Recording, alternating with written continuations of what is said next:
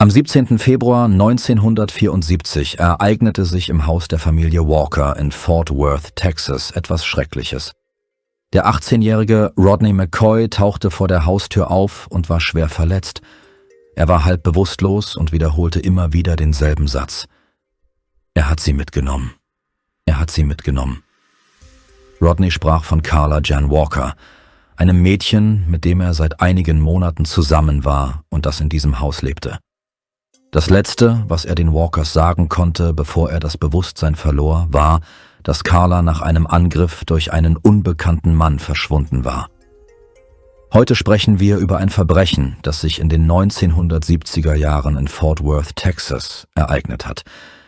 Diese Stadt ist zwar nicht mit Leni zu vergleichen, doch die Einwohner konnten diesen Fall niemals vergessen. Die Ermittler des Bundesstaates arbeiteten fast 5 Jahrzehnte lang daran, Gerechtigkeit für die trauernde Familie von Carla zu erlangen. Am 17. Februar 1974, gegen 3:30 Uhr morgens, sind der 12-jährige Jim Walker und seine Eltern in großer Sorge. Denn seine 17-jährige Schwester Carla ist noch nicht von der Tanzveranstaltung zurückgekehrt, zu der sie mit ihrem Freund Rodney gegangen war. Ihre Besorgnis schlägt in Entsetzen um, als sie ein lautes Geräusch hören, das wie ein Auto klingt, das gegen einen Bordstein prallt. Dann hören die Walkers einen Jungen schreien: »Mr. Walker, bitte helfen Sie mir!« Jim schaut nach draußen und sieht Rodney, der blutüberströmt aus dem Auto steigt. Carla ist nicht bei ihm. Jim sieht Rodney an. Sein Gesicht ist vor Angst und Panik wie erstarrt, und unter seinem Auge befindet sich ein langer Kratzer. Doch seine Verletzungen treten in den Hintergrund, als er erklärt, wie er sie erlitten hat. Der 18-jährige Rodney berichtet, dass ein Unbekannter ihn mit einer Pistole geschlagen habe. Derselbe Mann habe Carla gepackt und aus dem Auto gezogen, das vor einer örtlichen Bowlingbahn geparkt gewesen sei. Es ist schwer vorstellbar, wie der 12-jährige Junge auf Rodneys Worte und seinen Zustand reagierte. Klar ist jedoch, dass er große Angst hatte und die Schwere der Situation begriff. Währenddessen griff Carlas Vater ohne zu zögern zu einer Waffe und rannte zum Parkplatz neben der Bowlingbahn, während die Mutter des Mädchens die Polizei verständigte. Nach wenigen Minuten trafen die Polizeibeamten an beiden Orten ein. Im Haus der Walkers befragten sie Rodney. Aufgrund seiner Verletzungen fiel es dem Jungen schwer zu sprechen, doch er schaffte es dennoch, den Ermittlern zu schildern, was an diesem Abend geschehen war. Carla und Rodney waren am Valentinstag tanzen gegangen. Sie kamen kurz nach 9 Uhr in der Diskothek an, tanzten eine Weile und fuhren gegen 11 Uhr abends weiter zu einem Taco Bell. Rodney bestellte einen Burger und eine Dose Limonade für seine Freundin. Der späte Imbiss sollte den schönen Abend abrunden, doch auf dem Heimweg machten die beiden noch einen letzten Halt. Sie fuhren zu einer Bowlingbahn, um die Toilette zu benutzen. Laut Rodney kamen sie dort gegen Mitternacht an. Das Paar kehrte zum Auto zurück und wenige Minuten später begann ihr Albtraum. Sie lagen sich in den Armen, als plötzlich die Beifahrertür aufgerissen wurde. Ein Unbekannter begann, Carla aus dem Wagen zu ziehen. Der Mann zerrte sie nach draußen, während Rodney versuchte, sie festzuhalten. Es kam zu einem Gerangel. Rodney wehrte sich weiter. Doch irgendwann wurde ihm klar, dass seine Gegenwehr ihn das Leben kosten könnte. Er blickte auf und sah die Mündung einer Pistole. Als ihm bewusst wurde, dass er jeden Moment sterben könnte, schloss er die Augen. Doch es fiel kein Schuss. Stattdessen hörte er mehrere Klickgeräusche. Der Täter hatte vergessen, eine Patrone in die Kammer zu laden. Dennoch verspürte Rodney einen stechenden Schmerz im Bereich seines Auges. Der Unbekannte begann, ihn mit der Pistole zu schlagen. In der Folge verlor der junge Mann das Bewusstsein. Doch zuvor hörte er noch, wie Carla den Entführer anflehte, ihn in Ruhe zu lassen. Rodney erinnerte sich außerdem deutlich an die Worte des Mannes, als dieser Carla packte. Er sagte: »Sie wird mit mir kommen wollen«, und fügte hinzu: »Komm mit mir, Baby.« Carla flehte: »Hör auf, ihn zu schlagen.« Und als sie fortgeführt wurde, sagte sie zu Rodney: »Ruf Papa.« Das waren die letzten Worte, die er hörte, bevor er einen schweren Schlag erhielt und das Bewusstsein verlor. Als Rodney wieder zu sich kam, ging er zum Haus der Walkers, um Carlas Familie zu berichten, was geschehen war. Er konnte den Entführer gut beschreiben. Es war ein Mann mit welligem, kastanienbraunem Haar, der mit südlichem Akzent sprach. Er war etwa 1,70 Meter groß und trug einen Cowboyhut. Während Rodney ins Krankenhaus gebracht wurde, zeigte Carlas Vater der Polizei die Beweise, die er auf dem Parkplatz gefunden hatte. Diese Gegenstände bestätigten die erschütternden Aussagen des jungen Mannes. Auf dem Parkplatz der Bowlingbahn fand er die Tasche seiner Tochter sowie das Magazin einer Ruger-Pistole. Das Magazin lag an der Stelle, an der sich zuvor die Beifahrertür des Autos befunden hatte. Es war offensichtlich, dass es aus der Waffe gefallen war, als der Entführer Rodney auf den Kopf schlug. Später stellte sich heraus, dass es sich bei der Pistole um eine kleinkalibrige Ruger handelte. Dies erklärte, weshalb sich das Magazin lösen konnte, denn bei diesem Modell kann es von unten aus dem Griff herausfallen. Als der Täter Rodney schlug, löste sich das Magazin. Ein Umstand, der dem Jungen vermutlich das Leben rettete. Als die Polizeibeamten den Tatort untersuchten, waren sie erschüttert darüber, wie nah am Eingang der Bowlingbahn der Überfall stattgefunden hatte. Man konnte kaum glauben, wie dreist diese Tat gewesen war. Der Angreifer hatte sein Opfer praktisch vor aller Augen angegriffen. Er ging dabei ein enormes Risiko ein und betrachtete sein Handeln offenbar als eine Art Spiel. Dieses Vorgehen deutete darauf hin, dass der Täter bereits zuvor ähnliche Taten begangen hatte. Ein beunruhigender Wettlauf gegen die Zeit begann. Den Ermittlern war bewusst, dass sie sofort handeln mussten, um diesen Täter zu finden. Sie gingen davon aus, dass sie es mit einem Menschen zu tun hatten, der Freude daran empfand, anderen Schmerzen zuzufügen und ihr Leiden zu beobachten. Doch die entscheidende Frage blieb, würde es der Polizei gelingen, den Entführer zu finden, bevor es zu spät war? In Fort Worth suchten die Ermittler intensiv nach der 17-jährigen Carla Jan Walker, die unter Waffengewalt entführt worden war. Allen war klar, dass sie so schnell wie möglich gefunden werden musste. Die gesamte Stadt rückte in dieser schweren Zeit zusammen. Viele Menschen beteiligten sich an der Suche. Carlas Familie und Freunde hofften verzweifelt, dass sie lebend gefunden würde und beteten dafür. Und die Walkers waren mit ihren Gebeten nicht allein. Niemand in Fort Worth konnte begreifen, wie ein harmloses Date nach einem Schultanz in einen derartigen Albtraum hatte münden können. Sie waren ganz normale Highschool-Schüler gewesen. Rodney spielte Football und galt als freundlicher, beliebter Junge. Carla wurde als lebensfrohes und warmherziges Mädchen beschrieben. Ihre Familie und ihre Freunde liebten sie sehr. Sie liebte es zu tanzen, ohne zu ahnen, dass genau dieser Wunsch indirekt zu ihrem Tod führen würde. Selbst nach 47 Jahren erinnert sich Jim noch daran, wie gut Rodney und Carla an diesem Abend ausgesehen hatten. Sie standen vor dem Kamin, machten Fotos und freuten sich auf den Tanzabend. Dann verließen sie das Haus. Und nur wenige Stunden später befand sich die lebensfrohe 17-jährige Carla in tödlicher Gefahr. Der einzige konkrete Anhaltspunkt für die Ermittler war eine vage Beschreibung des Täters sowie ein am Tatort gefundenes Beweisstück. Das wichtigste Beweisstück war das Magazin der Pistole, mit der Rodney auf den Kopf geschlagen worden war. Die Polizei hoffte, dass dessen Untersuchung Hinweise auf die Identität des Entführers liefern würde, doch weder Fingerabdrücke noch andere verwertbare Spuren konnten gesichert werden. Schon bald gingen bei der Polizei Hinweise zu Personen ein, die auf die Beschreibung des Täters passten, doch es erwies sich als schwierig, diese Informationen sinnvoll einzuordnen. Viele Menschen wurden befragt. Rodney beschrieb den Angreifer als einen Mann mit Cowboyhut und südländischem Akzent. Diese Beschreibung traf jedoch auf zahlreiche Einwohner von Fort Worth zu. In den ersten Tagen dehnten die Ermittler ihre Suche aus, doch nach einiger Zeit begannen sie, gezielter vorzugehen. Sie konzentrierten sich auf große Abflusskanäle, da sich ein Jahr vor Carlas Entführung ein ähnlicher Fall in derselben Stadt ereignet hatte. Damals war die Leiche eines Mädchens Monate nach der Entführung in einem solchen Kanal entdeckt worden. Die Polizei stellte sich die Frage, ob zwischen beiden Fällen ein Zusammenhang bestehen könnte. Diese Befürchtung verstärkte sich, als die Ermittler 4 Tage nach der Entführung von Carla Jan Walker ihre Leiche in einem östlichen Tunnel nahe des Benbrook-Sees fanden. Den Polizisten, die nach ihr gesucht hatten, war sofort klar, dass sie Carla gefunden hatten, schwer misshandelt und kaum wiederzuerkennen. Ihre Kleidung war zerrissen und ihr Körper wies zahlreiche Verletzungen auf. Es war offensichtlich, dass sie Opfer eines brutalen Mordes geworden war. Ihr Körper war übersät mit blauen Flecken und Kratzern. Selbst erfahrene Polizeibeamte waren von diesem Anblick tief erschüttert.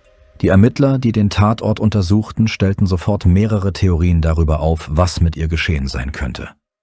Die Abschürfungen an ihrem Hals deuteten darauf hin, dass sie erwürgt worden war, und ihr Kleid war zerrissen und teilweise heruntergezogen. Die erste Annahme, die sich in solchen Fällen aufdrängt, ist eine sexuelle Gewalttat. Die Ermittler brachten den Leichnam zur Gerichtsmedizin, wo die trauernden Eltern Carla identifizieren mussten. Es war eine entsetzliche Zeit. Jim wird nie vergessen, wie seine Mutter vor Schmerz schrie. Dieser Schrei verfolgte ihn in seinen schlimmsten Albträumen. Die Autopsie bestätigte, was Ermittler Jim Minter bereits vermutet hatte. Nach Einschätzung des Gerichtsmediziners war Carla erwürgt worden und hatte sexuelle Gewalt erlitten. Biologische Spuren wurden sorgfältig gesichert und aufbewahrt. Der Gerichtsmediziner konnte außerdem feststellen, wann Carla getötet worden war. Der Inhalt ihres Magens zeigte, dass dies etwa 2 Tage nach ihrer Entführung geschehen war. Für viele Einwohner von Fort Worth bedeutete die Entdeckung von Carla Walkers Leiche das Ende einer herzzerreißenden Hoffnung. Für die Polizei jedoch begann die eigentliche Arbeit erst. Die Wahrscheinlichkeit, dass der Täter erneut zuschlagen würde, galt als hoch. Die Ermittler arbeiteten rund um die Uhr, um ihn zu finden. Ihr Fokus richtete sich auf einen entscheidenden Hinweis: das Magazin, das aus der Waffe des Täters gefallen war. Zunächst begannen sie damit, die Besitzer kürzlich erworbener Pistolen zu ermitteln. Zu jener Zeit befanden sich viele Ruger-Pistolen im Umlauf. Die Ermittler beschlossen daher, alle entsprechenden Käufer zu überprüfen. Es gelang ihnen, sämtliche Personen ausfindig zu machen, die dieses Pistolenmodell erworben hatten. Die Polizeibeamten klopften an deren Türen und überprüften, ob das jeweilige Magazin noch vorhanden war, da die Waffe ursprünglich mit einem Magazin verkauft worden war. Dennoch gelang es nicht, eine Pistole zu finden, bei der das Magazin fehlte. Trotzdem wurden alle Besitzer von Pistolen, die der Täterbeschreibung entsprachen, gebeten, ihr Alibi mit Hilfe eines Lügendetektortests zu untermauern. Auch dieser Ansatz führte zu keinem Ergebnis. Zu diesem Zeitpunkt war die Untersuchung in eine Sackgasse geraten und die Ermittler mussten von vorn beginnen. Sie sahen sich gezwungen, eine bittere Realität zu akzeptieren. Um diesen Fall aufzuklären, würde es möglicherweise ein weiteres Verbrechen geben müssen. Sie warteten auf neue Hinweise, die sich erst durch einen erneuten Angriff ergeben könnten. Genau auf diese Weise werden Serienverbrechen oft aufgeklärt. Und tatsächlich bewahrheitete sich diese düstere Annahme nur 2 Monate nach der Ermordung von Carla. Die Ermittler erhielten Hinweise auf einen Mann, der in ein ähnliches Verbrechen in Arlington verwickelt gewesen sein sollte. Etwa 20 Autominuten von dem Ort entfernt, an dem Carla getötet worden war. Dieses Mal jedoch überlebte das Opfer den Angriff. Als das Mädchen die Polizei alarmierte, berichtete sie, dass sie von einem Mann entführt worden sei. Er habe versucht, sie sexuell anzugreifen, doch ihr sei die Flucht gelungen. Das Mädchen schilderte, dass ein unbekannter Mann auf sie zugekommen sei, während sie in ihrem Auto saß. Er habe ihr Hilfe angeboten, und als sie ablehnte, zog er eine Schrotflinte und zwang sie, in sein Fahrzeug umzusteigen. Während der Fahrt gelang es ihr, ihn abzulenken, sodass das Auto von der Straße abkam. Diese mutige Handlung rettete ihr vermutlich das Leben. Das Fahrzeug blieb im Schlamm stecken. Dem Mann wurde bewusst, dass jederzeit ein Zeuge auftauchen könnte. Das Mädchen nutzte diesen Moment und versprach ihm, niemandem von dem Angriff zu erzählen, wenn er sie freilasse. Da er mit dem Versuch beschäftigt war, das Fahrzeug zu befreien, ließ er sie schließlich gehen. Nachdem sie entkommen war, meldete sie den Vorfall umgehend der Polizei. Sie konnte sowohl den Täter als auch dessen Fahrzeug detailliert beschreiben. Dadurch gelang es den Ermittlern, ihn rasch ausfindig zu machen. Der 21-jährige Tommy Ray Nealon wurde festgenommen. Die Ermittler überprüften seine Vergangenheit und stellten fest, dass er als Prediger tätig gewesen war. Üblicherweise werden solche Personen nicht mit Gewaltverbrechen in Verbindung gebracht. Dennoch gestand Nealon sofort den versuchten Übergriff auf das Mädchen. Er wurde wegen Entführung und versuchten sexuellen Übergriffs festgenommen. Doch damit nicht genug.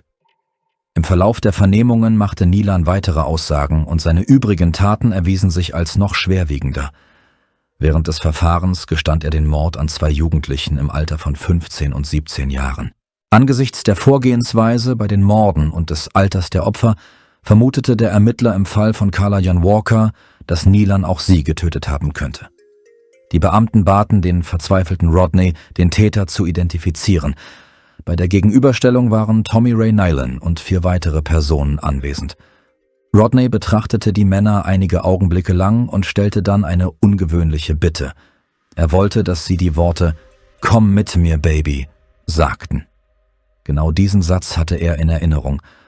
Rodney schloss die Augen und hörte zu, wie alle 5 Männer die Worte wiederholten, die ihn seit der Entführung von Carla verfolgten. Seine Aufmerksamkeit richtete sich sofort auf Nylunds Stimme. Als Tommy diese Worte sprach, hob Rodney ihn aus der Reihe hervor. Die Ermittler glaubten zunächst, den Mörder von Carla gefunden zu haben, doch die anschließende Befragung führte erneut in eine Sackgasse. Nachdem Rodney auf Nylund gezeigt hatte, waren die Ermittler überzeugt, dass er das Mädchen getötet hatte. Doch das Verhalten des Verdächtigen entsprach nicht ihren Erwartungen. Nylund begann sofort, sich zu verteidigen und bestritt jede Beteiligung an der Entführung und am Tod von Carla Jan Walker. Die Ermittler konfrontierten ihn mit der Aussage, dass Carlas Freund ihn als den Mann identifiziert hatte, der sie aus dem Auto gezerrt hatte. Dennoch blieb Verwirrung zurück. Es stellte sich die Frage, ob sie tatsächlich den richtigen Mann festgenommen hatten. Nylund wirkte beinahe stolz auf frühere Gewalttaten, wollte jedoch nicht mit diesem Verbrechen in Verbindung gebracht werden. Zusätzlich verwirrte er die Ermittler, indem er ein Alibi für die Nacht vorlegte, in der Carla entführt worden war. Er erklärte, er habe sich zu diesem Zeitpunkt in einer Kirchengruppe in Brownwood aufgehalten, etwa 250 Kilometer von Fort Worth entfernt. Die Ermittler überprüften diese Angaben und stellten fest, dass sie zutrafen. Dieses belastbare Alibi schloss Nylund als Tatverdächtigen aus. Die Polizei konnte keine Verbindung zwischen ihm und dem Mord herstellen. Nachdem Nylund ausgeschlossen worden war, überprüften die Ermittler Dutzende weiterer Hinweise, doch zu ihrer Enttäuschung führten alle ins Leere.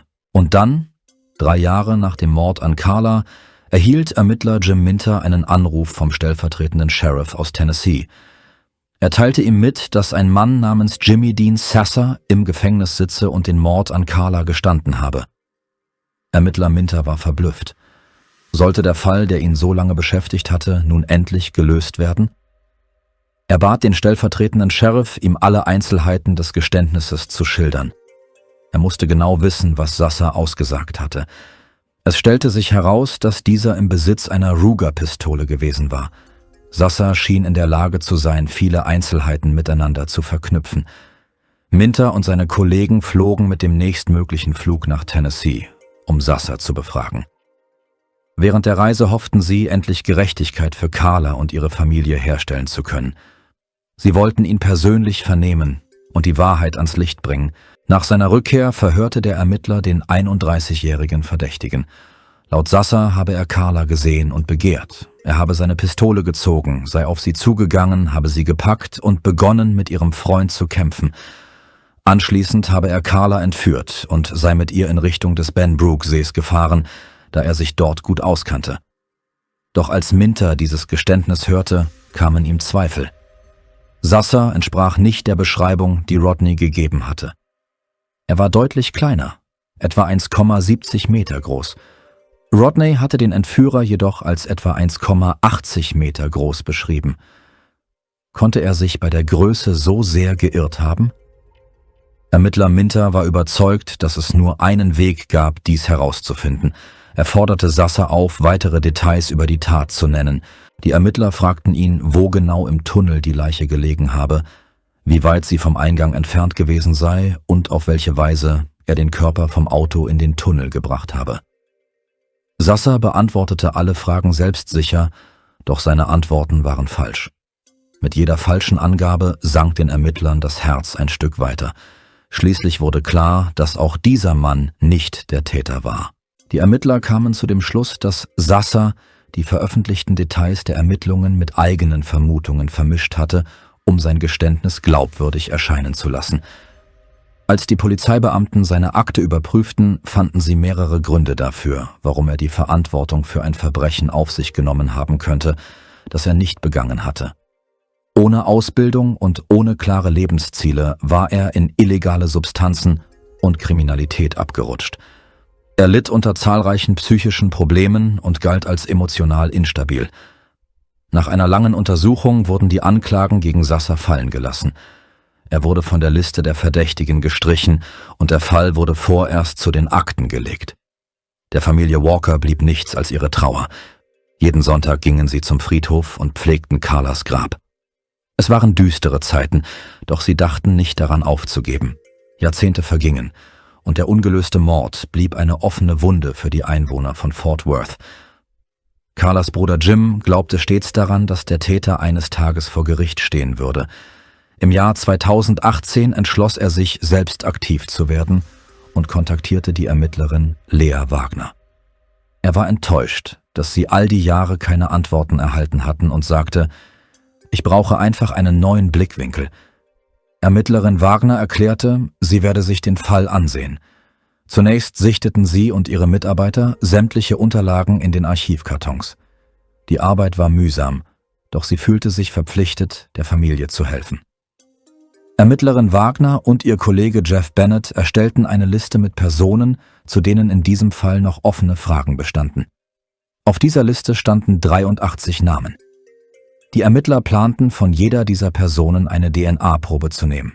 Bevor sie jedoch diesen umfangreichen Schritt gingen, beschlossen sie zunächst eine hochwertigere DNA-Probe des Täters aus den vorhandenen Beweismitteln zu gewinnen. Im Jahr 2009 wurden DNA-Proben aus den Asservaten entnommen, doch die Ermittler waren überzeugt, dass nicht sämtliches Material vollständig ausgewertet worden war. Nach einer erneuten Untersuchung bestätigte sich dieser Verdacht. Vom BH von Carla konnte ein vollständiges männliches DNA-Profil gewonnen werden. Die Erleichterung war groß, denn nun konnten die Daten in die nationale DNA-Datenbank eingespeist werden. Die Ermittler luden das Profil umgehend in das System des FBI hoch. Das Ergebnis war jedoch ernüchternd. Es gab keine Übereinstimmungen. Die Ermittlungen gerieten erneut ins Stocken und der Polizei standen nur noch sehr begrenzte DNA-Reste zur Verfügung. Dennoch gaben die Ermittler nicht auf. Sie recherchierten weiter und stießen auf ein Unternehmen, das sich auf forensische Genealogie spezialisiert hatte und auch mit äußerst kleinen DNA-Mengen arbeiten konnte. Die Probe wurde an dieses Labor geschickt. Am 4. Juli 2020 erhielt Jeff Bennett schließlich den lang ersehnten Anruf. Das Labor teilte ihm mit, dass ein möglicher Familienname ermittelt worden sei, McCulley. Jeff fragte ungläubig, »Zufällig Glenn Samuel McCulley?« Die Antwort lautete, »Ja.« Bennett erklärte später, woher ihm dieser Name bekannt vorkam. McCulley hatte auf seiner früheren Liste den Platz 22 eingenommen und einen Lügendetektortest bestanden. Die Ermittler wollten dennoch eine DNA-Probe von McCulley nehmen, da sie der Auffassung waren, dass ein Lügendetektortest nicht ausreiche, um jemanden endgültig auszuschließen. Solche Tests gelten vor Gericht nicht als Beweismittel, da sie lediglich zeigen, dass eine Person in der Lage sein kann, einen Test zu täuschen. Die Polizei machte den inzwischen 70-jährigen McCulley ausfindig und begann, seine früheren Aussagen erneut mit den Akten zu vergleichen. Dabei stießen die Ermittler auf mehrere Unstimmigkeiten. McCulley war etwa 1,80 Meter groß und sprach mit einem ausgeprägten Südstaaten-Akzent. Beides Merkmale, die mit der Beschreibung übereinstimmten, die Carlas Freund der Polizei gegeben hatte. McCulley war überzeugt, dass ihn das Leugnen der Tat vor einer Verurteilung schützen würde. Aber das war sein erster Fehler. Für die Ermittlungen war es von entscheidender Bedeutung, dass er behauptete, Carla nie getroffen zu haben. Genau an diesem Punkt erklärten ihm die Ermittler, dass DNA nicht lügen könne. Als die Beweislast gegen ihn immer erdrückender wurde, begann McCulley nachzugeben. Ihm wurde klar, dass ihm kaum eine andere Möglichkeit blieb als ein Geständnis. Nach 3 Stunden begann er, von seinem grausamen Verbrechen zu berichten, darunter auch von dem Angriff auf Rodney mit dem Griff einer Ruger-Pistole. »Ich habe das Magazin verloren. Es ist herausgefallen«, sagte er. McCulley gestand die Entführung, die sexuelle Gewalt und die Tötung von Carla. Obwohl der Mann dabei weinte, konnten die Ermittler keine echte Reue in seinem Verhalten erkennen. Sie zweifelten daran, dass seine Emotionen auf Mitgefühl oder Einsicht beruhten. Ihrer Einschätzung nach waren seine Tränen vielmehr eine Reaktion auf die Erkenntnis, dass er überführt worden war und sein bisheriges Leben damit ein Ende gefunden hatte. McCulley wurde wegen Mordes festgenommen. Später widerrief er jedoch überraschend sein Geständnis und erklärte seine Unschuld. Schließlich begann im August 2021 der Prozess. Im Gerichtssaal herrschte völlige Stille, als Rodney McCoy als Zeuge aussagte. Er begann von jener Nacht zu berichten, die ihn seit dem Jahr 1974 verfolgte. Seine Aussage erfolgte in bedrückender Ruhe, und es war spürbar, wie tief seine Gefühle für Carla gewesen waren. Seine Worte wirkten glaubwürdig, und viele Anwesende konnten sich das Geschehen lebhaft vorstellen. Die Staatsanwaltschaft war überzeugt, den Fall gegen Glenn McCully beweisen zu können. Sie verfügte über belastende Beweise, die DNA-Spuren auf der Kleidung und das abgelegte Geständnis. Als im Gerichtssaal das Video mit McCullys Aussagen gezeigt wurde, verfolgten die Geschworenen jedes Wort mit großer Aufmerksamkeit. Einige von ihnen hatten Tränen in den Augen. Für viele war besonders erschütternd, wie McCully schilderte, dass er Carla erwürgt hatte. Dieser Moment war so schwer zu ertragen, dass McCully darum bat, die Verhandlung zu unterbrechen, um sein Geständnis zu widerrufen. Schließlich wurde Glenn McCully zu lebenslanger Haft ohne Möglichkeit auf Bewährung verurteilt. Für Ermittler Jim Minter bedeutete dieses Urteil den Abschluss der qualvollsten Ermittlungen seines Lebens. Er zeigte sich stolz auf die Arbeit der Polizei, die diesen Mann nach so vielen Jahren zur Rechenschaft gezogen hatte. Seinen Worten zufolge sei dies der bedeutendste Moment seiner gesamten Laufbahn gewesen. Obwohl Carla Jan Walker nur ein viel zu kurzes Leben hatte, ist Jim überzeugt, dass ihre Geschichte noch lange weiterleben wird. Er möchte, dass sich die Menschen daran erinnern, welche innere Stärke sie besaß. Nach seinen Worten lebt Carla in all jenen weiter, die sie niemals aufgegeben haben. Und das seien Tausende. Dieses Mädchen habe in der Gemeinschaft von Fort Worth tiefe Spuren hinterlassen. Die jahrelangen Bemühungen, ihren Mörder zu finden, seien ein eindrucksvolles Zeugnis der außergewöhnlichen Kraft gewesen, die in ihrem jungen Leben steckte.